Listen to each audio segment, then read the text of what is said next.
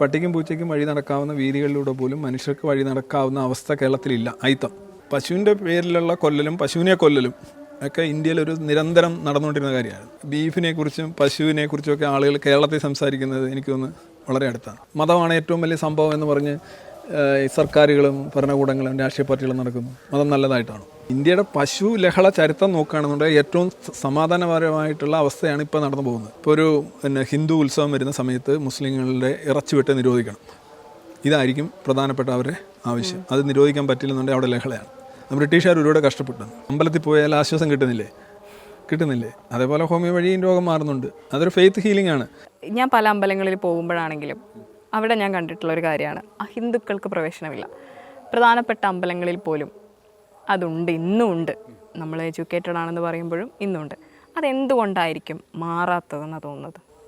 മിക്കവാറും ഈ അഹിന്ദുക്കൾക്ക് പ്രവേശനം ഇല്ല എന്ന് പറയുമ്പോൾ ആക്ച്വലി അയിത്തം ഉണ്ടായിരുന്ന ഇൻ ബിറ്റ്വീനാണ്. നിങ്ങൾ അയിത്തമാണ് ഉദ്ദേശിക്കുന്നെങ്കിൽ അയിത്തം was something that was existing within the religion between different sects. അതാണല്ലോ അയിത്തം എന്ന് പറഞ്ഞാൽ. ഇന്നൊരു ത്രാടി മാറി നിൽക്കണം എന്നുള്ളത്. അപ്പോൾ സ്വാമി വിവേകാനന്ദൻ തന്നെ ഇവിടെ വന്ന് പറഞ്ഞായിരുന്നല്ലോ, പിന്നെ പട്ടിക്കും പൂച്ചയ്ക്കും വഴി നടക്കാവുന്ന രീതിയിലൂടെ മനുഷ്യർക്ക് നടക്കാൻ പറ്റാത്ത അവസ്ഥ. അത് കാരണമാണ് ആളുകൾ കൂടുതലായിട്ട് ക്രിസ്ത്യാനിറ്റിയിലേക്കും മറ്റു മതങ്ങളിലേക്കും. കേരളം മതമൈത്രി പറയുന്നൊരു സ്ഥലം കൂടിയാണ്. എന്നിട്ട് എന്തുകൊണ്ടാണ് ഇത് മാറാത്തത്? മതമൈത്രി അല്ല, കേരളം ഭ്രാന്താലയം എന്നാണ് പുള്ളി പറഞ്ഞത്. എന്തുകൊണ്ടാണ് പറഞ്ഞതെന്നറിയോ? എന്തുകൊണ്ടാണ് പറഞ്ഞത്? മതങ്ങളെ കുറിച്ച് അല്ല, അതുകൊണ്ടല്ല പറഞ്ഞത്. വിവേകാനന്ദൻ വരുന്നത് ജാതീയതയും അയിത്തവും അസമത്വവും ഒക്കെയുള്ള നാട്ടിൽ നിന്നാണ്. പുള്ളി പിന്നെ തമിഴ്നാട് വഴിയാണ് ഇന്ത്യയിലെത്തുന്നത്. തമിഴ്നാട് ഇപ്പോഴും രാത്രി പോലും പുറത്തിറങ്ങാൻ, ഇപ്പോഴില്ല, പണ്ട് രാത്രി മാത്രം സഞ്ചരിക്കാൻ കഴിയുന്ന രാത്രിഞ്ചരന്മാരായ മനുഷ്യരുണ്ട്. പകൽ അവരാരും കണ്ടുകൂടാ. അപ്പോൾ അങ്ങനെയുള്ള സ്ഥലത്തു നിന്നൊക്കെയാണ് പുള്ളി കേരളത്തിൽ തിരുവിതാംകൂറിൽ ഒക്കെ വരുന്നത്. അപ്പോൾ പുള്ളി അത് പറഞ്ഞ് കേരളം ഭ്രാന്താലയമാണെന്ന്. അതിൻ്റെ കാരണം എന്താ അറിയോ? ഈ പട്ടിക്കും പൂച്ചയ്ക്കും വഴി നടക്കാവുന്ന വീതികളിലൂടെ പോലും മനുഷ്യർക്ക് വഴി നടക്കാവുന്ന അവസ്ഥ കേരളത്തിലില്ല. അയിത്തം. അപ്പോൾ ഇന്നടുത്ത് മാറിയിരിക്കണം ദൂരം. അത് കാരണം സംഭവിച്ചെന്ന് വെച്ചാൽ ആളുകൾ ഈ ഹിന്ദു ഫോൾഡിൽ നിന്ന് ക്രിസ്ത്യാനിറ്റിയിലേക്ക് ഭയങ്കരമായിട്ട് കൺവേർട്ട് ആവുന്നു. തമിഴ്നാട്ടിൽ അവിടെ നെയ്യാറ്റിൻകര, നിങ്ങൾ നെടുമങ്ങാട്, കന്യാകുമാരി ആ റീജിയനിലേക്ക് ചെന്നറിയാം. അപ്പം വലിയ തോതിലുള്ള ക്രിസ്ത്യൻ കൺവേർഷൻ കണ്ടിട്ട് ഭയങ്കര അസ്വസ്ഥനായിട്ടാണ് പുള്ളി പറഞ്ഞത്, നിങ്ങൾ ഇത് മാറ്റിയെങ്കിലില്ല എന്നുണ്ടെങ്കിൽ എല്ലാവരും ക്രിസ്ത്യാനികളാവും. ഇതാണ് സംഭവം. പക്ഷെ ഞങ്ങൾ കേട്ടിട്ടുള്ളത്, നിങ്ങളങ്ങനെ കേട്ടിട്ടുള്ളത് ഇവിടുത്തെ ആയിത്തം കണ്ടിട്ട് പുള്ളി പൊട്ടിത്തെറിച്ചാണ്. പുള്ളി വന്ന വഴി മുഴുവൻ ആയിത്തം ഉണ്ടായിരുന്നു. ഈവൻ പുള്ളി ഷിക്കാഗോയിൽ പോയി പ്രസംഗിച്ച കടൽ കടന്നാണ് പോയത്. കടൽ കടന്ന് പോയ പിന്നെ പുള്ളിയെ അവരുടെ സമുദായം തന്നെ ബഹിഷ്കരിച്ചു. കായസ്ഥ വിഭാഗത്തിൽപ്പെട്ട ഒരാളായിരുന്നു പുള്ളി. അതായത് കടൽ കടക്കുന്നത് പാപമാണ്. അത് ഗാന്ധിജിക്കും ആ പ്രശ്നം ഉണ്ടായിട്ടുണ്ട്. പുള്ളിയും പറയുന്നുണ്ട്, കടൽ കടന്നു കഴിഞ്ഞാൽ വേറെ അതാണ് പഴയ എല്ലാ മതങ്ങളും പഞ്ചായത്ത് സാധനങ്ങളാണ്. കാരണം കടൽ അതാണ് ലോകത്തിൻ്റെ അവസാനം, അല്ലെങ്കിൽ ഒരു പർവ്വതം അതാണ് അവസാനം. മനസ്സിലായില്ലേ? ജൂതന്മാരുണ്ടല്ലോ, വിലാപ മതിൽ എന്ന് പറഞ്ഞൊരു മതിൽ പോയി ദൈവത്തോട് പ്രാർത്ഥന, അവിടെയാണ് തീരുന്നവർ. അത് കഴിഞ്ഞിട്ട് സ്വർഗ്ഗമാണ്. മനസ്സിലായില്ലേ? ഇത്രയൊക്കെ ഉള്ള സാധനം എല്ലാം പഞ്ചായത്ത് വാർഡ് ഐറ്റംസ് ആണ്. ഇപ്പോൾ അങ്ങ് ഗ്ലോബൽ ആയതുകൊണ്ട് ഞാനൊരു ഉദാഹരണം പറയാം. ഈ ഡോൺ ടു ഡസ്ക് ഫാസ്റ്റിംഗ് ഉണ്ട് ഖുറാൻ, റമദാൻ. പ്രഭാതം മുതൽ പ്രദോഷം വരെ വെള്ളം കീറുമ്പോൾ തുടങ്ങും. അതവിടെ അതായിരിക്കും എല്ലാം കൂടെ സാധനം എടുത്തുകൊണ്ട് പോയി പെട്ടെന്ന് കണ്ടില്ല, വണ്ടിയൊക്കെ ഇടിച്ച് അങ്ങോട്ടും ഇങ്ങോട്ട് കൂട്ടിയിടിച്ചൊക്കെ വീഴും. ഗൾഫ് കൺട്രീസിലൊക്കെ വിശന്നിരിക്കുക, ഇയാൾ കണ്ടിട്ട് മാർക്കിടും, തുപ്പലിറക്കാതിരിക്കുക. പക്ഷേ ഇതിൻ്റെ ഒരു പ്രശ്നമുള്ളത്, ഇതൊരു പഞ്ചായത്തിലാണെങ്കിൽ ഓക്കെയാണ്. ഇപ്പോൾ നിങ്ങൾ നോർവേ ചെന്ന് കഴിഞ്ഞാൽ രാത്രി 2 മണി 3 മണി ആയാലും സൂര്യൻ അസ്തമിക്കത്തില്ല. എന്തോ ചെയ്യും? രാവിലെ 6 മണിയാകുമ്പോൾ വീണ്ടും ഉദിക്കും. അപ്പോൾ ആകെപ്പാടെ 3 മണിക്കൂറാണ് കിട്ടുന്നത്. പകൽ പട്ടിണി എന്നല്ലേ പറഞ്ഞത്. ഇത് ഫുള്ളങ്ങ് പോകും. കുറച്ചുകൂടെ അങ്ങോട്ട് പോയാൽ ഗ്രീൻലാൻഡിലോട്ടോ അങ്ങോട്ടൊക്കെ പോകുന്നതനുസരിച്ച് നീണ്ട പകലുകൾ വരും, ചിലപ്പോൾ നീണ്ട രാത്രികൾ വരും. ഇതിങ്ങനെ മാറിയും തിരിഞ്ഞ് വരും. ഈ റമദാൻ എന്ന് പറഞ്ഞ ഒരു വർഷത്തിൽ ഇങ്ങനെ സൈക്ലിക്കായിട്ട് വരും. ചില സമയത്ത് ഫുൾ നൈറ്റ് ആയിരിക്കും. അവിടെ എങ്ങനെ ആഘോഷിക്കാൻ പറ്റില്ല. അപ്പോൾ ഇതുണ്ടാക്കിയ ആൾ അല്ലെങ്കിൽ ആചാരം ഉണ്ടായ സ്ഥലത്ത് ഇങ്ങനെ വ്യത്യസ്തമായ ദൈർഘ്യങ്ങളുള്ള രാവും പകലും ഒന്നും അവിടെ ഉണ്ടായിരുന്നില്ല. അപ്പോൾ അതുകൊണ്ടാണ് ഈ ഡോൺ ടു ഡസ്ക്. നമുക്കിവിടെ വെച്ച് വേണമെങ്കിൽ പറയാം, നമ്മൾ ട്രോപ്പിക്കൽ റീജിയൻ അടുത്ത് കിടക്കുന്നതുകൊണ്ട് നമുക്ക് പറയാം രാവിലെ മുതൽ വൈകുന്നേരം വരെ. ഇപ്പോൾ നോർവേയിലോ സ്വീഡനിലോ അങ്ങനെയൊക്കെ പറയുകയാണെന്ന് വെച്ചാൽ വളരെ ബുദ്ധിമുട്ടായിരിക്കും. പക്ഷേ ഈ വ്രതങ്ങൾ എടുക്കുന്നത്, ഇപ്പോൾ ഇതിനെക്കുറിച്ച് സംസാരിച്ചുകൊണ്ടാണ്, അതെടുക്കുന്നതിന് വ്യക്തമായ ആശയമുണ്ടെന്നാണ് അവരും പറയുന്നത്. കാരണം പട്ടിണി കിടക്കുന്നവരെ ഓർക്കാനും നമ്മുടെ ആഹാര വ്യവസ്ഥയെ ഒന്നുകൂടി സന്തുലിതപ്പെടുത്താനും ഒക്കെ വേണ്ടിയിട്ടാണ് ഈ വ്രതം എന്നാണ് അവർ പറയുന്നത്. അതിനെ നമ്മൾ വെറും മതത്തോട് മാത്രം കൂട്ടിക്കെട്ടേണ്ട കാര്യമില്ലല്ലോ. എത്ര വിത്ത് ഡ്യൂ റെസ്പെക്ട് യു എത്ര ചപലമായ വാദമാണിത്. അങ്ങനെയാണെങ്കിൽ നിങ്ങൾ ഈ അന്തരുടെ പ്രശ്നങ്ങൾ മനസ്സിലാക്കാൻ എന്ത് ചെയ്യും? ഒരുപാട് പറയാനുണ്ട്. ഞാൻ ഒരു ചെറുതായിട്ട് ചോദിച്ചു, ഇതൊക്കെ വെറും ചളിപ്പ് ന്യായങ്ങളാണ് പറയുന്നത്. മനുഷ്യരുടെ പ്രശ്നങ്ങളും വിശപ്പിൻ്റെ ആഴവും ദരിദ്രയുടെ പ്രശ്നവും മനസ്സിലാക്കാനായിട്ട് 1 മാസം ഇത് കിടക്കുന്നതാണ് അവർ പറയുന്നത്. അവരുടെ വ്യാഖ്യാനമാണ്. ആക്ച്വലി അവരെന്താ ചെയ്യുന്നത്? ട്രിപ്പിൾ ബിയിൽ ഒന്നാണ് ബെഗ് ബ്രൈവാണിത്. ബ്രൈവ് എന്ന് പറഞ്ഞാൽ ഞാൻ ആഹാരം കഴിക്കാതെ കിടക്കുന്നു, എനിക്ക് തരൂ, ഇതാണ് അതിൻ്റെ സാധനം. ചിലപ്പം ബോഡി പാർട്ട് കട്ട് ചെയ്ത് കൊടുക്കും, ചിലർ കഴുത്ത് കട്ട് ചെയ്ത് കൊടുക്കും, ചിലർ ഈ പറയുന്ന ദൈവത്തിൻ്റെ ലോകം ഇവിടെ ഉണ്ടാകാനായിട്ട് മറ്റവനെ കട്ട് ചെയ്യും, ചിലർ പ്രസ് ചെയ്യും, ഏതാ അതിൻ്റെ ബട്ടൺ. ഇതെല്ലാം അവർ ചെയ്യുന്ന ഒന്ന് തന്നെയാണ്. ഈ നൊയമ്പും ഈ പ്രസ്സിങ് ഓഫ് ബട്ടണും ഇത് കട്ട് ചെയ്ത് കൊടുക്കലും പുകഴ്ത്തിപ്പാടലും തലകൊണ്ട് തറയിലടിക്കലും ഇതെല്ലാം ബ്രൈവ് എന്ന് പറയുന്ന ആ ട്രിപ്പിൾ ബിയിൽ ഒരു ബി ആണിത്. അവർ പറയുന്നത് എന്താണെന്ന് നോക്കിയിട്ട് കാര്യമില്ല. അവർ അങ്ങനെയാണ് ഞാൻ ചോദിച്ചാൽ അന്തൻ്റെ പ്രശ്നങ്ങൾ, അന്തർ വലിയ പ്രശ്നത്തിലാണ് എന്ന് മനസ്സിലാക്കിയിട്ട് ഒരാഴ്ച അന്തനായി നടക്കുമോ? ഇല്ല. അല്ല, വേറെ കുറേ കാര്യങ്ങളുണ്ട്, ഞാൻ സമാനമായ ഉദാഹരണങ്ങൾ ഉണ്ടാക്കാത്തതായിട്ട്. ഇത് വെറും ഇതില്ലാത്ത. ഇപ്പോൾ ഈ ചില മാറ്റങ്ങളെ അംഗീകരിക്കാൻ മതങ്ങൾ തയ്യാറാവാത്ത പോലെ ഫീൽ ചെയ്യാറുണ്ട്. അതിലൊന്നാണ് ഞാൻ നേരത്തെ സൂചിപ്പിച്ച LGBTQ എന്ന് പറയുന്നത്. ഇപ്പോൾ ട്രാൻസ് മെന്നെയോ അല്ലെ ട്രാൻസ് വുമണെയോ അംഗീകരിക്കാൻ പല മതങ്ങളും തയ്യാറാവാത്തതാണ്, സമൂഹത്തിലും തയ്യാറാവാത്തതെന്ന് ഫീൽ ചെയ്യുന്നുണ്ട്. എന്തുകൊണ്ടായിരിക്കും ഈ ഒരു മാറ്റത്തെ മതങ്ങൾ ഭയക്കുന്നതെന്നാണ് താങ്കൾക്ക് തോന്നുന്നത്? ഇപ്പോൾ നിങ്ങൾ പറഞ്ഞ ചില മതപുസ്തകങ്ങളൊക്കെ ആണും പെണ്ണുമായിട്ട് സൃഷ്ടിച്ചു. ആണിനെയും പെണ്ണിനെയും എല്ലാം ദൈവം സൃഷ്ടിച്ചിട്ടുള്ളൂ, അതിൻ്റെ ഇടയ്ക്കുള്ള ആളുകളെ ഒന്നും സൃഷ്ടിച്ചിട്ടില്ലല്ലോ. അപ്പോൾ അങ്ങനെയുള്ള ഇടയ്ക്കുള്ള ആളുകളുണ്ടെന്ന് പറഞ്ഞു കഴിഞ്ഞാൽ ദൈവത്തിൻ്റെ കൽപ്പനയും പദ്ധതിയും ഡാഷും എല്ലാം പോയില്ലേ? ഇതാണ് അവരുടെ പ്രശ്നം. ഇപ്പം അത് ഇച്ചിരി കുറച്ച് ഫ്ലൂയിഡായിട്ടുള്ള വിഷയമാണ്. എന്നാലും ഞാൻ പറയുന്നത് വ്യത്യസ്തമായ മാനസികാവസ്ഥയിലുള്ള ആളുകളുണ്ട്. ഇപ്പോൾ ഒരു ഡിപ്രഷനുള്ള ഒരാളെ നോക്കിയിട്ട് നിനക്ക് തോന്നുന്നതാണ് അങ്ങനെയൊന്നും ഇല്ല എന്ന് നമ്മൾ പറയുമ്പോൾ നമുക്ക് ചിലപ്പോൾ പശു പറ്റാൻ സാധ്യതയുണ്ട് അല്ലേ? അതിലിപ്പോൾ ഒരു മാനസിക രോഗമായിട്ട് അയാൾ ബാധിക്കുന്നതായിരിക്കും. അല്ലെങ്കിൽ ഇപ്പോൾ തന്നെ ഞാൻ കലിഗുള എന്ന് പറയുന്നൊരു പ്രസൻറ്റേഷൻ നടത്തിയിട്ടുണ്ട് 2014. അതിനകത്ത് ഒരു സീരിയൽ കില്ലറെ കുറിച്ച് പറയുന്നുണ്ട്. ആ സീരിയൽ കില്ലർ സ്വന്തം ഭാര്യയ്ക്ക് ഒരു അവസാനം കൊടുക്കുന്നുണ്ട്, നീ വീട്ടിൽ നിന്ന് മാറി നിൽക്കുക, ഞാൻ അങ്ങോട്ട് വരികയാണ്, നീ അവിടെ ഉണ്ടെങ്കിൽ എനിക്ക് നിന്നെ കൊല്ലേണ്ടി വരും എന്നാണ് പറയുന്നത്. അപ്പോൾ ആ രീതിയിൽ അയാൾ ഭയങ്കരമായിട്ട് ഭാര്യയെ സ്നേഹിക്കുന്നു, മക്കളെ സ്നേഹിക്കുന്നു, അമ്മയെ സ്നേഹിക്കുന്നു, പക്ഷേ ഇവരെല്ലാം കൊല്ലുകയാണ് ഇയാൾ. അതിൻ്റെ കാരണം പിന്നീട് കണ്ടെത്തിയെന്ന് പറഞ്ഞാൽ ഇയാളുടെ പോസ്റ്റ്മോർട്ടം ചെയ്തപ്പോൾ ഇയാളുടെ മസ്തിഷ്കത്തിൽ ഈ അമിഗ്ദലയുടെ ഒരു പാർട്ട് വല്ലാതെ വളർന്ന് ഒരു ട്യൂമർ പോലെ വളർന്ന് അത് അമിഗ്ദലയിൽ ഉണ്ടാക്കുന്ന സംഘർഷം കാരണമായേക്ക് ഈ എന്താണ് സ്റ്റോംസ് ഓഫ് റേജ്, അതായത് അതികോപത്തിൻ്റെ തിരമാലകളിൽ ഉണ്ടാകുന്ന സമയത്ത് ഇയാൾക്ക് എന്തെങ്കിലും ഒരു ഹീനസ് ആയിട്ടുള്ള ക്രൈം ചെയ്യണം. അത് ഏറ്റവും ഹീനസ് ആവുന്ന ഏറ്റവും സ്നേഹിക്കുന്നവരെ ചെയ്യുമ്പോഴാണ്. അപ്പോൾ ഇത് കാരണമാണ് ഇയാൾ ഈ ക്രൈം എല്ലാം ചെയ്തതെന്നാണ്. പക്ഷെ അന്ന് നമ്മൾ ഈ സൈക്യാട്രിയോ അല്ലെന്നുണ്ടെങ്കിൽ മനോരോഗ വിഭാഗമൊന്നും അത്രയും ഇമേജിങ്ങും സ്കാനിങ്ങും ഒന്നും അത്ര ഇതല്ലാത്തത് കൊണ്ടും ഒരുപക്ഷെ ഇന്ന് ഒരു ഡയഗ്നോസിസിൽ പരിഹരിക്കാവുന്ന ഒരു കാര്യമായിരിക്കും അല്ലേ? അപ്പോൾ അതേപോലെ ഞാൻ പറഞ്ഞ ഡിപ്രഷനായാലും മാനസികമായിട്ട് വ്യത്യസ്തമായ അവസ്ഥയിലുള്ള ആളുകളുണ്ടാവും. അവരുടെ അവസ്ഥകൾ നമുക്ക് മനസ്സിലാക്കാൻ കഴിയാത്തതിൻ്റെ അടിസ്ഥാനത്തിൽ നമ്മളൊരു സിദ്ധാന്തം ഉണ്ടാക്കിയിട്ട് അവരെ ആക്രമിക്കുക എന്ന് പറയുന്നത് വിവരക്കേടാണ്. ഇപ്പോൾ ഒരാൾ പറയുന്നു എനിക്ക് ഇപ്പോൾ ഈ ബ്രിട്ടനിലൊക്കെ ചെന്ന് കഴിഞ്ഞാൽ പട്ടിയെ പോലെ ദേ ഫീൽ ലൈക്ക് പട്ടി ആൻഡ് ദേ ലീവ് ലൈക്ക് പട്ടി, ഇങ്ങനെ നടക്കുന്നുണ്ട്. വിട്ടേക്കണം. ശരിയാണോ എന്ന് ചോദിച്ചാൽ അല്ല, അവർക്ക് അങ്ങനെ തോന്നുന്നു, അതിന് നമ്മൾ ആക്ഷേപിക്കേണ്ട കാര്യമില്ല എന്നാണ് എനിക്ക് തോന്നുന്നത്. ഇപ്പോൾ ചിലർ പറയാം പുരുഷന്മാർക്ക് ഞാൻ സ്ത്രീയാണ് എന്ന് തോന്നുന്നു, ആയിക്കോട്ടെ. എനിക്ക് തോന്നിയിട്ടുള്ളൊരു ഡൗട്ടാണ്, ചില മതഗ്രന്ഥങ്ങൾ ചില ജീവികൾ ഹറാമാണ് അല്ലെങ്കിൽ അത് കഴിക്കാൻ പാടില്ല എന്ന് പറയുന്നത് അതെന്തുകൊണ്ടാണെന്നറിയാം? അതെല്ലാം ഇതിൻ്റെ ഭാഗമാണ്. ഏത് ജീവിയാണ്? ഒരു ജീവിയെയും യഥാർത്ഥത്തിൽ ഇപ്പോൾ പന്നി, അത് എന്തെങ്കിലും ഒരു കഥയൊക്കെ ആയിരിക്കും. പട്ടിയും പന്നിയൊക്കെ ഇപ്പോൾ ഈ പറയുന്ന മതനായകനോ അല്ലെങ്കിൽ ആ മതത്തിലെ പ്രധാനപ്പെട്ട ആൾക്കാർക്ക് എന്തെങ്കിലും ദുരനുഭവങ്ങൾ ഉണ്ടായിട്ട് പിന്നീട് ഈ പട്ടിയല്ലേ ചിലപ്പോൾ കറുപ്പ് നിറം, ഇപ്പോൾ ഡബിള് എല്ലാം കറുപ്പ് നിറത്തിന് എന്താണ് ഒരു മോശം അടിസ്ഥാനപരമായിട്ട് അതിന് കുറേ സമയം അതിന് വിഷ്വലായിട്ടുള്ള കുറേ ഇമ്പാക്റ്റ് ഉണ്ടാവും. കറുപ്പിൽ നമുക്കെല്ലാം ഈ ഫീച്ചേഴ്സ് വായിച്ചെടുക്കാൻ പറ്റത്തില്ല. പക്ഷേ ഒരു ശുഭകാര്യത്തിനും കറുപ്പിട്ട് പോകാൻ സമ്മതിക്കാറില്ല. അതെ, കറുപ്പിൻ്റെ ഒരു പ്രശ്നം എന്ന് പറഞ്ഞാൽ ഒന്ന് കറുപ്പിൽ കാണാൻ പറ്റില്ല, യുവർ ഫാക്കൽറ്റീസ് ആർ ലിമിറ്റഡ്. പിന്നെ ഒരു കറുപ്പ് നിറത്തിൽ നിങ്ങൾക്ക് ഫീച്ചേഴ്സ് വായിച്ചെടുക്കാൻ പറ്റത്തില്ല. അപ്പോൾ നിങ്ങളുടെ ബ്രെയിൻ ഒരു കുറച്ചുകൂടെ ഓവർ ഇത് ചെയ്യണം. നമ്മുടെ ഒരു ബ്രെയിൻ ഒരു ഗുണമുണ്ട്, ഒറ്റ നോട്ടത്തിൽ കൊള്ളാൻ നോക്കണമെങ്കിൽ പെട്ടെന്ന് നമ്മൾ വാവിളാക്കും. ഇച്ചിരി ബുദ്ധിമുട്ടാണെന്നുണ്ടെങ്കിൽ കണക്ക് തന്നെ 2+2 എത്ര പ്രിൻസി എന്ന് പറയുമ്പോൾ പ്രിൻസി അപ്പോഴേ ഇല്ല ഒരുമാതിരിയില്ല എന്താണ് പുന്നല് കണ്ട എലിയെ പോലെ ഭയങ്കര സന്തോഷത്തിലായിരിക്കും. എന്നാലൊരു ഭയങ്കര കണക്കൊക്കെ എടുത്ത് ഒരു സ്ക്വയറൊക്കെ ഇട്ട് നിരത്തിയിട്ട് ഇത് തെളിയിക്കാൻ പറഞ്ഞു കഴിഞ്ഞാൽ നമുക്ക് ഈ വർക്ക് ചെയ്യാൻ ഇഷ്ടമല്ല. നമ്മുടെ ബ്രെയിൻ എന്ന് വെച്ചാൽ ഭയങ്കര ലേസിയാണ്. That's why we are lazy.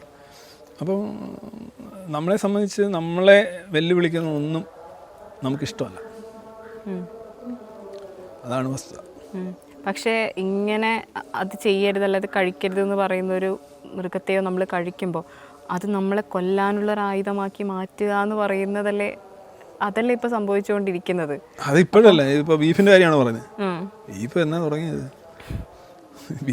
ഇന്ത്യയുടെ പൊളിറ്റിക്സ് തുടങ്ങുന്ന യഥാർത്ഥത്തിൽ ഈ പറയുന്നത് നിങ്ങൾ പറയുന്ന ബീഫിലൂടെയാണ്. അതായത് ഇന്ത്യയിൽ പൊളിറ്റിക്സ് ഒന്നും ഇല്ല, ഇന്ത്യയിൽ മതം മാത്രമേ ഉള്ളൂ. അതാണ് എൻ്റെ ഒരു വ്യൂ. 1857 ഒന്നാം സ്വാതന്ത്ര്യ സമരം തന്നെ എന്തിൻ്റെ അടിസ്ഥാനത്തിലാണ്? ഇത് തുറക്കാനായിട്ട് ഉപയോഗിക്കുന്ന ഗ്രീസ് പന്നിയുടെയും പശുവിൻ്റെയും കൊഴുപ്പാണെന്ന് പറഞ്ഞുകൊണ്ട് ഹിന്ദുക്കളെയും മുസ്ലിങ്ങളെയും ബ്രിട്ടീഷുകാർക്കെതിരെ തിരിക്കുകയായിരുന്നു. അവിടെ ഉപയോഗിച്ച എന്താ സാധനം? അവരുടെ വിശ്വാസമാണ്. വിശ്വാസ രാഷ്ട്രീയം മാത്രമേ ഉള്ളൂ ഇന്ത്യയിൽ. പിന്നെ അതിനുശേഷം വന്നിട്ടാണ് ഈ ഗോരക്ഷ എന്ന് പറയുന്ന സാധനം. അതിനാണ് ഈ ആര്യ സമാജം എന്ന് പറയുന്ന സംഗതി തന്നെ ഗോരക്ഷയാണ്. അതായത് ഈ പശുവിൻ്റെ പേരിലുള്ള കൊല്ലലും പശുവിനെ കൊല്ലലും ഒക്കെ ഇന്ത്യയിലൊരു നിരന്തരം നടന്നുകൊണ്ടിരുന്ന കാര്യമാണ്. അത് ഇപ്പോഴാണ് എല്ലാവരും സംസാരിക്കുന്നതിനുള്ളൂ. പ്രത്യേകിച്ച് ഈ പറഞ്ഞ ഈ സവർക്കറെ കുറിച്ച് 90കളിൽ സംസാരിക്കുന്നതെന്ന് പറഞ്ഞോളൂ. ഈ ബീഫിനെ കുറിച്ചും പശുവിനെ കുറിച്ചും ഒക്കെ ആളുകൾ കേരളത്തിൽ സംസാരിക്കുന്നത് എനിക്ക് തോന്നുന്നു വളരെ അടുത്താണ്.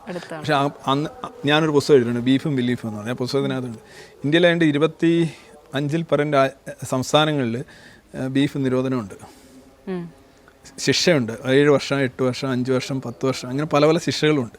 അതിൻ്റെ ഒരു ലിസ്റ്റ് തന്നെ ഉണ്ട്. ഇതെല്ലാം കോൺഗ്രസ് ഗവൺമെൻറ്റാണ് കൊണ്ടുവന്നത്. BJPക്കാർ പിന്നല്ലേ അധികാരത്തിൽ വന്നത്. അപ്പോൾ അവർ ഇത് കോൺഗ്രസിൻ്റെ ഒരു കാലഘട്ടത്തിൽ പശുവും കിടാവും തന്നെയായിരുന്നു ചിഹ്നം ഒരു ഘട്ടത്തിൽ. പിന്നെ അവരത് മാറ്റി. അപ്പോൾ എന്ന് വെച്ച് കഴിഞ്ഞാൽ പശുവിനെ അവർ ഉപയോഗിച്ചുകൊണ്ടിരുന്നു. ഹിന്ദു പാർട്ടി എന്ന് പറഞ്ഞാൽ കോൺഗ്രസ് ആയിരുന്നു, അതറിയാമല്ലോ. കോൺഗ്രസ് ഹിന്ദു പാർട്ടിയായിരുന്നു. കുറഞ്ഞ വർഷം ജിന്ന തന്നെ അങ്ങനെയാണ് വിളിച്ചത്. ഹിന്ദു നേതാക്കൾ തന്നെയായിരുന്നു ഇവരെല്ലാം വിളിച്ചുകൊണ്ടിരുന്നത്. അപ്പം ഒരു ഘട്ടം കഴിഞ്ഞപ്പോൾ ഈ പശു ഇവരധികാരത്തിൽ വന്നപ്പം എല്ലാ പശു കൊലപാതകങ്ങളും പിന്നെ BJPയുടെ മേളിലായി. അതിനു മുമ്പുള്ള പശു കൊലപാതകങ്ങൾ അത്ര ഉള്ളതിനകത്ത് ഇത് ഇന്ത്യയിൽ നടന്നുകൊണ്ടിരിക്കുന്ന കാര്യം. ഇന്ത്യയിൽ പശു എന്ന് പറഞ്ഞാൽ ഇന്ത്യൻ പശു എന്ന് പറഞ്ഞ് ഒരു പ്രസൻറ്റേഷൻ ഞാൻ ചെയ്തിട്ടുണ്ട്. ഇന്ത്യയിൽ പശു എന്ന് പറഞ്ഞു കഴിഞ്ഞാൽ ഒരു ഭയങ്കര പൊളിറ്റിക്കൽ സാധനമാണ്. അത് 1857 മുതൽ ഇങ്ങോട്ട് നോക്കിയാൽ 19th century 20th century through out ഇപ്പോഴും അത്രയില്ല എന്നാണ് സത്യത്തിൽ ഞാൻ പറയുന്നത്. ഇപ്പോൾ എത്ര പശു കൊലപാതകങ്ങൾ നടക്കുന്നു? പണ്ട് അങ്ങനെ ആയിരുന്നില്ല. പണ്ട് ആളുകൾ വീട്ടിലേക്ക് ഈ ഗോരക്ഷണ സമിതി എന്ന് പറയുന്നൊരു അവർ പിന്നെ കത്തുകൾ അയക്കും പശുവിനെ പരിപാലിക്കാനും പശുവിനെ രക്ഷിക്കാനും. ഹിന്ദു മുസ്ലിം ലഹള മൊത്തം ഇതായിരുന്നു. ഇപ്പോൾ ഒരു ഹിന്ദു ഉത്സവം വരുന്ന സമയത്ത് മുസ്ലിങ്ങളുടെ ഇറച്ചിവെട്ട് നിരോധിക്കണം. ഇതായിരിക്കും പ്രധാനപ്പെട്ട അവരുടെ ആവശ്യം. അത് നിരോധിക്കാൻ പറ്റില്ലെന്നുണ്ടെങ്കിൽ അവിടെ ലഹളയാണ്. ബ്രിട്ടീഷുകാർ ഒരുപാട് കഷ്ടപ്പെട്ടത്. ഇവിടുത്തെ മുഴുവൻ റിലീജിയസ് ലഹളകളുടെയും ഒരു അടിസ്ഥാനം പശുവായിരുന്നു, പശുമാംസം. പക്ഷെ അത് കൂടുതലായിട്ടും പറയുന്നത് BJP ആണ്. അതിപ്പോഴല്ലേ.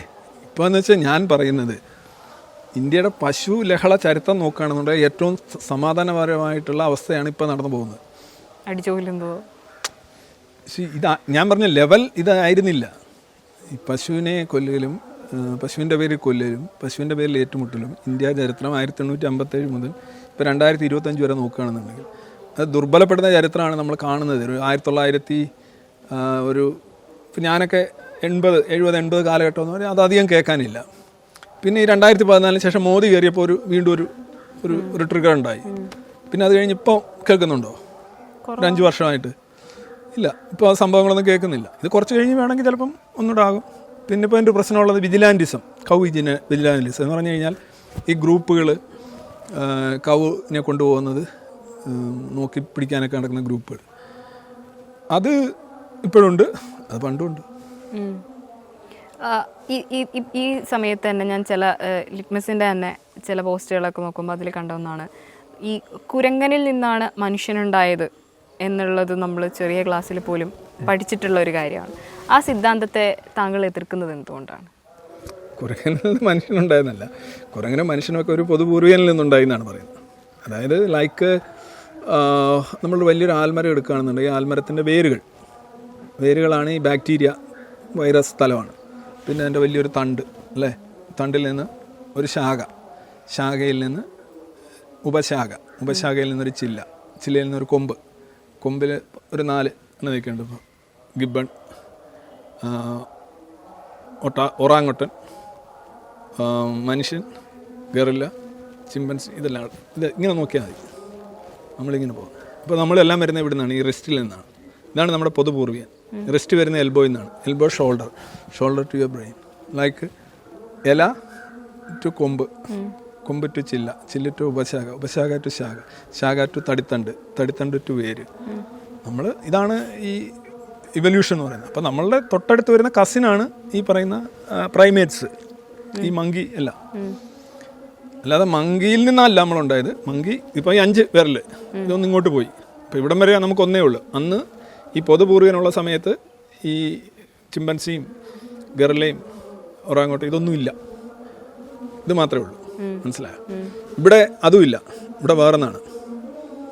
പക്ഷേ ഈ പാഠ്യപദ്ധതിയിൽ പഠിപ്പിക്കുന്നതിൽ തെറ്റുണ്ടെന്നുള്ള വാദത്തിനോട് അംഗീകരിക്കാൻ പറ്റുമോ? ഇവല്യൂഷൻ ഒന്നും ആരും പഠിപ്പിക്കുന്നില്ല, MA സൈക്കോളജി പോലും പഠിപ്പിക്കുന്നില്ല. ഞാൻ ഒരു ഇവല്യൂഷൻ്റെ ഒരു പുസ്തകം, ദ ഗ്രേറ്റസ്റ്റ് ഷോൺ എർത്ത് എന്ന് പറയുന്ന റിച്ചാർഡ് ഡോക്കിൻസിൻ്റെ ഒരു പുസ്തകമുണ്ട്. ഞാൻ മലയാളത്തിൽ തർജ്ജമ ചെയ്തിട്ടുണ്ട്, DC ബുക്സിൻ്റെ. ഭൂമിയിലെ ഏറ്റവും മഹത്തായ ദൃശ്യവിസ്മയാണ്. അന്ന് ഞാൻ വിചാരിച്ചെന്നാൽ കുറേ സുവോളജി പ്രൊഫസർമാരോട്ടൊക്കെ സംസാരിച്ച് കുറച്ചുകൂടെ ഒന്ന് ദൃഢമാക്കിയിട്ട് ഇതിനകത്തേക്ക് പ്രവേശിക്കുക എന്ന് പറഞ്ഞ് ചെന്നപ്പോൾ കാണാം, ഒന്നാം റിച്ചാർഡ് ഡോക്കിൻസിനെ ആർക്കും അറിയത്തില്ല.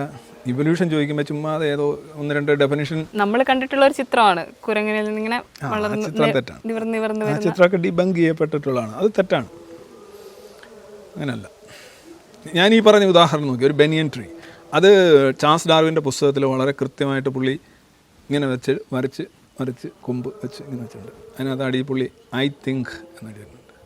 ഇത് നമ്മൾ എസൻസ് ഗ്ലോബൽ ഇതാക്കിയിട്ടുണ്ട്, ഒരു ലോഗോ പോലെ ആക്കിയിട്ടുണ്ട്. പുള്ളിയുടെ നോട്ടിനകത്ത് കണ്ടതാണ് ഐ തിങ്ക്. ഇങ്ങനെ ആകാം ജീവിവർഗങ്ങൾ പരിണമിച്ചുണ്ടായിട്ടുള്ളത്. Common root, common ancestor. അപ്പം ഇപ്പോൾ തന്നെ നമുക്കാർക്കും വാലില്ലല്ലോ, ഉറപ്പല്ലേ? ഇല്ല. അപ്പോൾ ഈ വാലില്ലാത്ത കുരങ്ങാണ് ശരിക്കും നമ്മൾ ഈ പറയുന്ന ഗറില്ല, ചിമ്പൻസി, മനുഷ്യനൊക്കെ. കുറേ കൂടെ നോക്കുമ്പോൾ വാലുള്ള കുരങ്ങനുണ്ട്, 5 വിരലുണ്ട് കയ്യിൽ. അപ്പോൾ ഇങ്ങനെ ഓരോരോ ഞാൻ പറഞ്ഞില്ലേ, വിരൽ, റിസ്റ്റ്, എൽബോ, ഷോൾഡർ. അപ്പോൾ ഇവിടെയൊക്കെ വരുമ്പോൾ എൽബോയിൽ വരുമ്പോൾ വാലുള്ള കുരങ്ങ് മാത്രമേ ഉള്ളൂ. ഇത് വാലില്ലാത്ത കുരങ്ങായി, ചിമ്പൻസിയായി, ഗറില്ലയായി, ഒറാങ്ങുട്ടനായി. ഇനി ഇതിൽ നിന്ന് വീണ്ടും ചെറുതായി പോകും.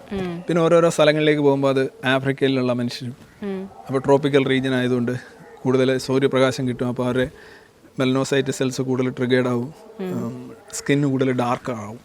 അപ്പോൾ കറുത്ത മനുഷ്യരെന്ന് പറയും. പോളാർ റീജിയനിലേക്ക് കുറേ പേര് ഇങ്ങനെ കയറിപ്പോവും. അവരുടെ നിന്ന് ഈ മെലനോസൈറ്റ് സെൽസ് ബൂട്ട് ചെയ്യുന്നത് കുറയും. അപ്പോൾ മെലനിൻ കുറയും. അപ്പോൾ അതിൻ്റെ നിറം, സ്കിന്നിൻ്റെയും ഹെയറിൻ്റെയൊക്കെ നിറം എന്ന് പറഞ്ഞാൽ അടിസ്ഥാനപരമായിട്ട് അതിന് നിറം വരണമെങ്കിൽ ഈ സാധനങ്ങൾ പിഗ്മെൻറ്റേഷൻ ഉണ്ടെങ്കിലേ പറ്റും. ഇപ്പോൾ നമ്മുടെ മുടിയുടെ നിറം എന്ന് പറഞ്ഞു കഴിഞ്ഞാൽ വെളുപ്പാണ്. അതിനകത്ത് പിന്നെ പിഗ്മെൻറ്റേഷൻ ഉണ്ടാകുന്നതുകൊണ്ടാണ് അത് കറുത്തിരിക്കുന്നത്. പിന്നെ പ്രായമാവുന്നതനുസരിച്ച് പിഗ്മെൻറ്റേഷൻ്റെ തോത് കുറഞ്ഞു വരുമ്പോഴാണ് നമ്മുടെ ഒറിജിനൽ വൈറ്റ് ആകുകയല്ല, വൈറ്റ് ആണ് ഒറിജിനൽ നിറത്തേക്ക് പോകുന്നത്. അപ്പം ഇത് തന്നെയാണ് സംഭവം. അപ്പം ഒരു മനുഷ്യരുണ്ടായി പല മനുഷ്യരുണ്ടാവുന്നത് എങ്ങനെയാണ്? ചൈനീസ് മനുഷ്യരുണ്ടാവുന്നു. ഇതെല്ലാം ഒരേ root. We are all from Africa. ഒരേ മനുഷ്യർ, വൺ സ്റ്റോക്ക്. നമുക്ക് മുന്നേ ഉള്ള മനുഷ്യർ ആസ്ട്രലോപിതെക്കസ് അഫാറൻസിസ് എന്ന് കേട്ടിട്ടുണ്ടോ? ലൂസി. അത് ആദ്യം ഈ ബൈപ്പെഡാലിറ്റി എന്ന് പറയുന്ന സാധനമുണ്ട്, 2 കാലിൽ നടക്കുന്ന ആദ്യത്തെ കുരങ്ങ്. നമ്മളിങ്ങനെ വളർന്ന് വരുന്നു, പല വ്യത്യസ്തമായ ഓവർഷൂട്ട്. അതിന് ഒരുപാട് കാരണങ്ങളുണ്ട്. നമ്മുടെ നീച്ച് ഒരു പ്രധാനമാണ്. അതുപോലെ നമ്മളെപ്പോഴും രാവിലെ എഴുന്നേൽക്കുമ്പോൾ നമ്മളെ സ്വീകരണ മുറിയിൽ നമ്മളെ സ്വീകരിക്കുന്നത് ഒരു ജ്യോതിഷത്തിൻ്റെ എപ്പിസോഡായിരിക്കും. ഇന്നത്തെ കാലത്ത് അതിന് ഭയങ്കര പ്രസക്തിയുള്ളതായിട്ട് ഫീൽ ചെയ്തിട്ടുണ്ട്. കൂടുതൽ ആളുകളും അവരുടെ ഒരു പ്രതിസന്ധി ഘട്ടം എത്തുമ്പോൾ അവസാനം ചെന്നെത്തുന്നത് ജ്യോതിഷത്തിലേക്കാണ്. എന്തിനേറെ പറയുന്നു, ജ്യോതിഷം ഒരു പാഠ്യ വിഷയമായിട്ട് പോലും വരുന്നുണ്ട്. ജ്യോതിഷം എതിർക്കപ്പെടേണ്ട ഒന്നാണെങ്കിൽ എന്തുകൊണ്ട് ഇത് പാഠ്യ വിഷയം അടക്കമായിട്ട് യൂണിവേഴ്സിറ്റികളിൽ പോലും വരുന്നത്? മദ്യം എതിർക്കപ്പെടേണ്ടതായിട്ട് എന്തുകൊണ്ടാണ് സർക്കാർ മദ്യവിൽപ്പനയിലൂടെ ടാക്സ് വാങ്ങിക്കുന്നത് എന്ന് ചോദിക്കുന്ന പോലെയുള്ളൂ. ഒരു പാഠ്യവിഷയമാവുന്ന ഒരു കോളേജിൽ പഠിപ്പിക്കുന്നു എന്നുള്ളത് ഒരു വസ്തുത ശരിയാണെന്നുള്ളതോ അല്ലെങ്കിൽ നല്ലതാണെന്നുള്ളതിൻ്റെ തെളിവല്ല. പല ഇപ്പം മതമാണല്ലോ ഏറ്റവും കൂടുതൽ എതിർപ്പ്. എന്തുകൊണ്ട് മതമാണ് ഏറ്റവും വലിയ സംഭവം എന്ന് പറഞ്ഞ് ഈ സർക്കാരുകളും ഭരണകൂടങ്ങളും രാഷ്ട്രീയ പാർട്ടികളും നടക്കുന്നു? മതം നല്ലതായിട്ടാണോ? ഹോമിയോപ്പതി പഠിപ്പിക്കുന്നില്ലേ? ഹോമിയോപ്പതിക്ക് മെഡിക്കൽ കോളേജില്ലേ? അത് ലോകോത്തര പൊട്ടത്തരമല്ലേ? എന്തുകൊണ്ടാണ് ഹോമിയോപ്പതി പൊട്ടത്തരമാണെന്ന്? ഹോമിയോപ്പതി എന്ന് പറഞ്ഞാൽ എന്താ അർത്ഥം? ഹോമിയോ വഴി രോഗം മാറുന്നുണ്ട് എന്നുള്ളത് ശരിയല്ലേ? ഹോമിയോപ്പതി അമ്പലത്തിൽ പോയാൽ ആശ്വാസം കിട്ടുന്നില്ലേ?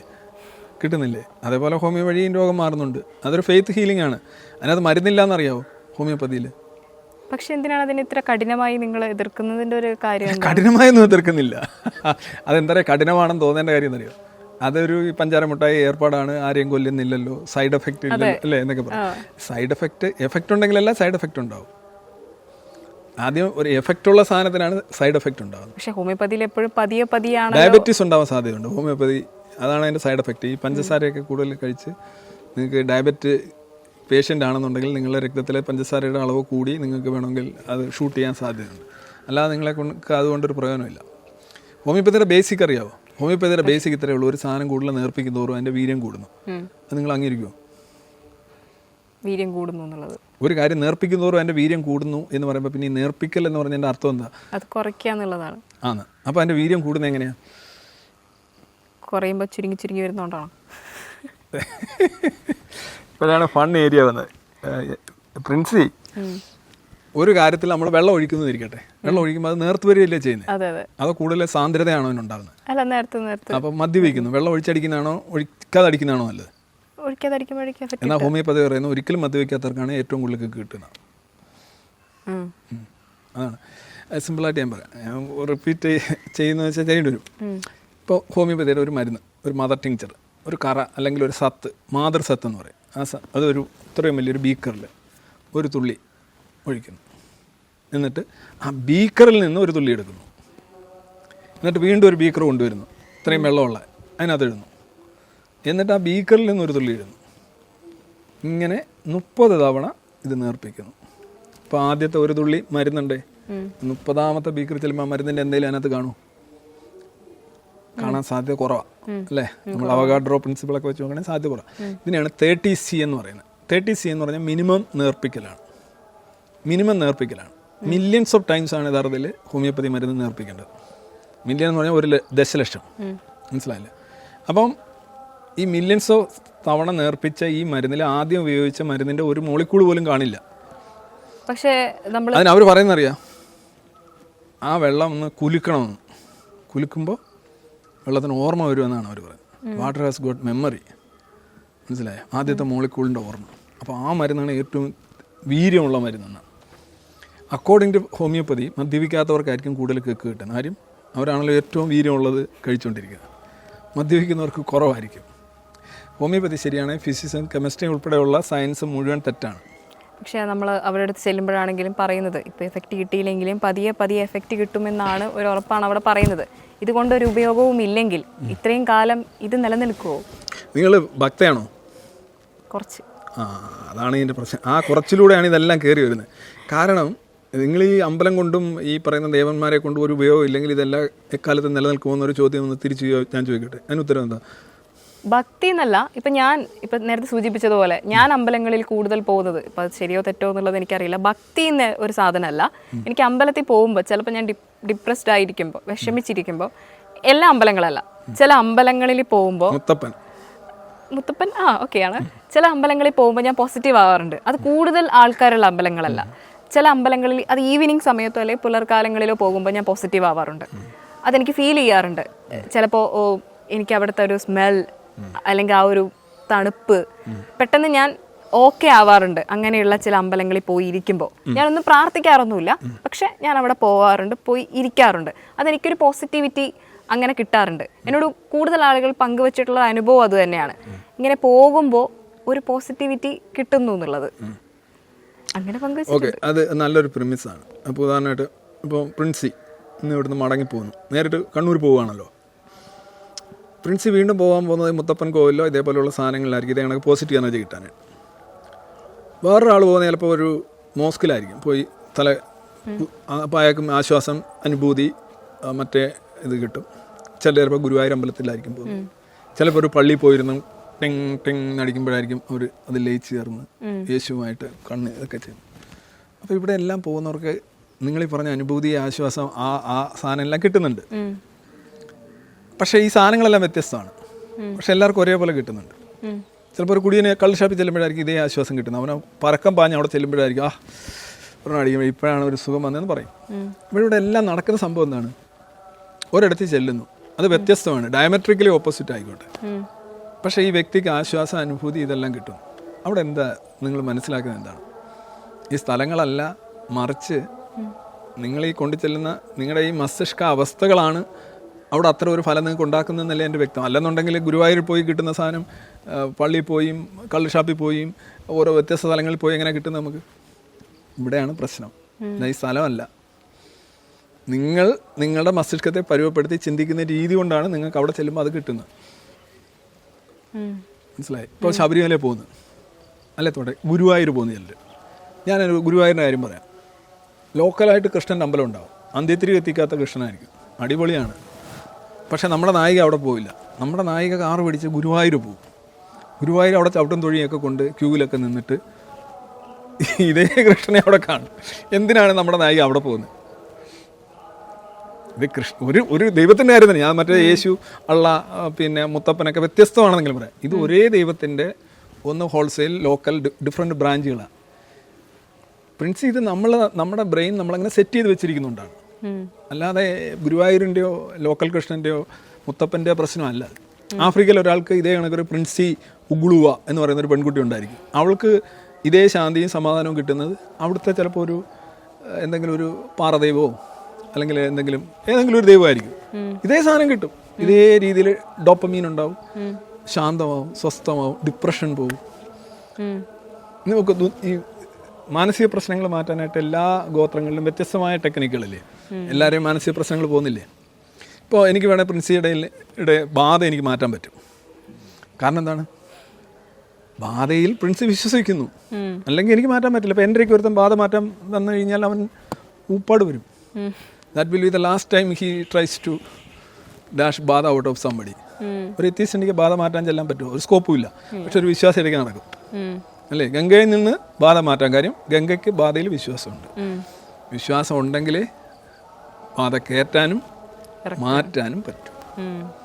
നിങ്ങളുടെ ഡിപ്രഷൻ ഇങ്ങനെ ഈ പറയുന്ന അനുഭൂതി, നിങ്ങളുടെ കൂടെ വരുന്ന അന്ധവിശ്വാസികൾ ഇതേ സാധനം പറയും. അവിടെ ചെല്ലുമ്പോൾ ഒരു അനുഭൂതി, എന്താ അവിടെ എന്താ പ്രത്യേകത? അവിടെ ചെന്ന് അങ്ങനെ നിന്നിട്ട് ഡിപ്രഷൻ മാറിയതായി പ്രഖ്യാപിക്കണമെന്നുള്ള ഒരു സെൽഫ് സജഷൻ നിങ്ങൾ കൊടുക്കുന്നു. അല്ല, നിങ്ങളുടെ ഒരു പ്രശ്നം നിങ്ങൾക്കൊരു ട്യൂമർ ആണെന്നിരിക്കട്ടെ, tumour is the reason for this depression. നിങ്ങളൊരു അമ്പലത്തിൽ പോകുന്നു, ദിവസവും പോകുന്നു. What will the difference? വലുതാവും. എന്ത്? ട്യൂമർ വലുതാവും. നിങ്ങളുടെ നിരാശയും വലുതാകും. ഇതാണ് അവിടെ സംഭവിക്കുന്നത്. അല്ലാതെ അതേസമയം നിങ്ങൾക്ക് ഇല്ലാത്തൊരു സാധനം ബാധയാണ്. നിങ്ങൾക്ക് ബാധ കയറിയെന്നും പറഞ്ഞ് നിങ്ങൾ ഒരിടത്ത് പോകുന്നു. ഒരു തിരുമേനി വന്നിട്ട് നിങ്ങളെ ചൂരിൽ വെച്ച് അടിച്ച് റെഡിയാക്കി പുകയൊക്കെ വെച്ച് പൂളൂടെ അടി. അവസാനം നിങ്ങളെന്താ പറയും? അടി കൊള്ളുമ്പോൾ എന്താ പറയും? പോകാമേ എന്ന് പറയും. പിറ്റേന്ന് രാവിലെ എന്താ പറയും? ഓഹ്, ഇന്നലെ തിരുമേനി വന്ന് ഭയങ്കര പരിപാടിയായിരുന്നു. ഇപ്പം എങ്ങനെയുണ്ട് പ്രിൻസി? ഇപ്പോൾ എന്തോ ഇറങ്ങി പോയതുപോലെ തോന്നുന്നു, കിളി പോയതുപോലെ തോന്നുന്നു. ഇപ്പോഴും ആശ്വാസമുണ്ട്.